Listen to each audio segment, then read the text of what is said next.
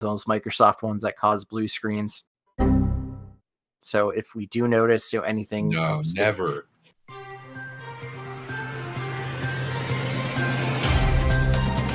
This episode is made possible by OIT VoIP. Find your best-in-class revenue generation for MSPs all over the world. Learn more via the link in the show notes. Good morning and welcome to the October 15th episode of MSP Dispatch, your source for news, community events, and commentary in the MSP channel. I'm Orsini, joined with my co-host, Mr. Josh Hohbein. How you doing, Josh? Doing fantastic. Another beautiful day over here. We're finally getting some nice cold fall weather. We had our first frost advisory. I don't know if that's anything you know anything about down there in your neck of the woods, but it gets when below it gets under 32 degrees. Yeah, you got to bring your plants inside, and it's a whole ordeal. We barely survive every year, but we do what we can. Before we get started in the news, I got to give a very special shout out to my wife. It is our 13-year anniversary. We've been together 15 years. I love you, honey. She does watch this, so because I can hear myself after it starts playing. I can hear myself downstairs on her TV. So anyway, what do you say we get into the news, as Tony likes to say? Yeah, absolutely. Well, congratulations on your anniversary. So, but yeah, let's see what we got in the news today.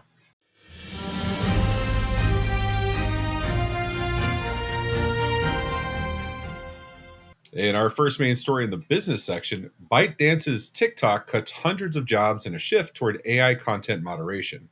The story written by Routers. TikTok, owned by ByteDance, is laying off hundreds of employees globally as it shifts toward an AI-driven content moderation. Most of these affected workers in content moderation and were informed of their dismissal via email. Notably, TikTok explained that this decision is part of a larger effort to enhance its moderation operations by relying more on AI alongside human moderators. The company, which employs over 110,000 people in 200 cities, plans additional job cuts next month as it consolidates regional operations. A TikTok spokesperson stated that these changes aim to strengthen the platform's global content moderation model. Well, Josh, I guess, email isn't the worst way to fire people. We've seen it via Zoom, mass layoffs, content moderation. You and I are both moderators of multiple subs on Reddit, so you have a lot of experience in moderation. Would you let AI do this? Absolutely, with the caveat that it still needs humans to review it. It's not a perfect system. Additionally, there are terrible things that are uploaded to the internet.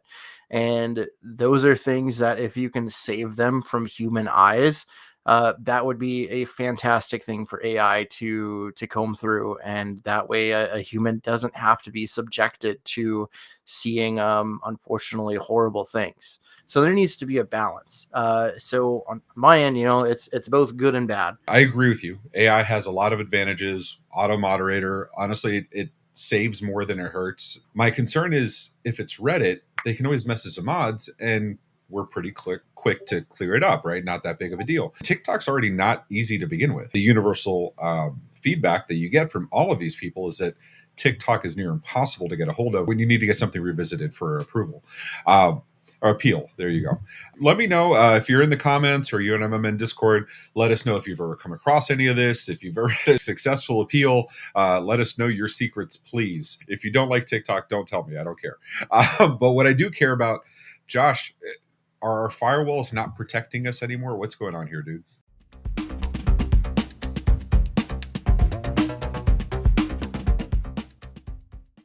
Well, the firewalls are protecting us, but there's a new exploit that we want to let everybody know about. So in our second story, coming from Bleeping Computer, Palo Alto Networks warns of firewall hijack bugs with public exploit.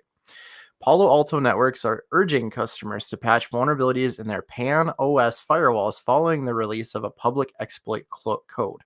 These flaws, discovered in the company's Expedient solution, allow attackers to access sensitive data like user credentials, potentially enabling them to take control of firewall admin accounts. Vulnerabilities include command injection, SQL injection, and cross-site scripting, among others.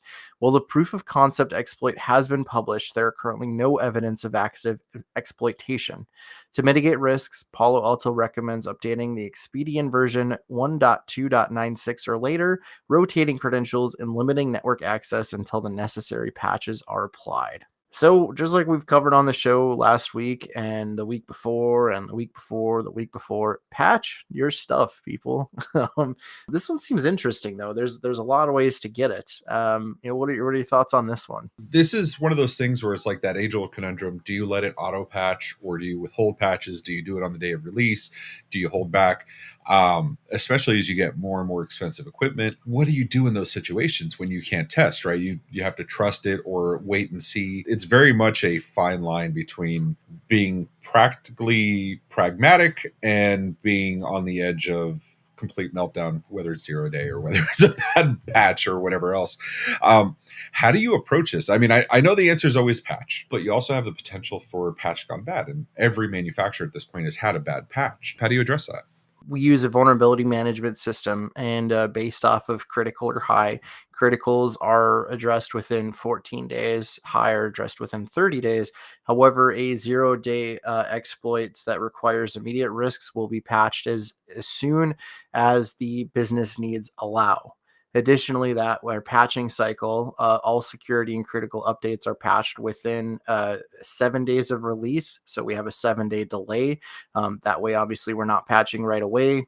We can make sure that the patching won't cause any harm. Those Microsoft ones that cause blue screens.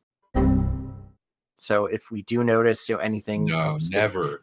yeah, if we notice things going on in the community, then we will pause those for longer. But for the most point, we have a 7 day wait period, and then they're applied, unless again high critical falls within that procedure on those. If you don't have a procedure or process to follow, you should probably write one down. That way, if you don't know, you can at least point to, hey, that's what we're supposed to do. There's our policy and procedure. Yeah, I mean that seems like a very reasonable patch schedule. I'm happy to see the news come out quickly.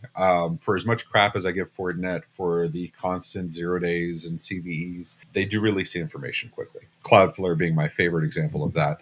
I wish all vendors were that transparent.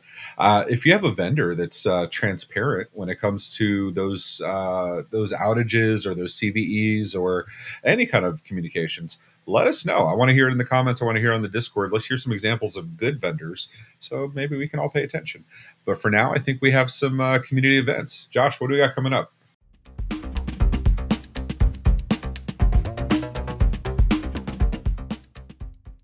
In our community events coming up, we have Cyber Insurance Office Hours presented by Huntress, which is October 17th at 2 p.m. Eastern. We have a UGM 2024, an in-person event taking place in Nashville, Tennessee from October 21st to the 24th.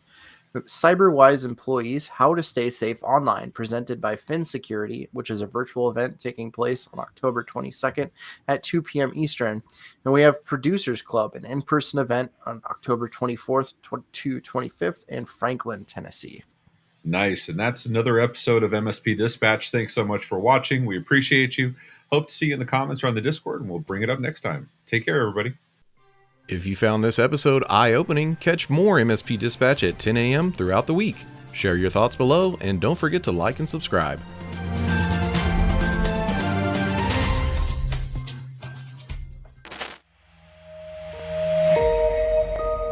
This has been a broadcast of the MSP Media Network.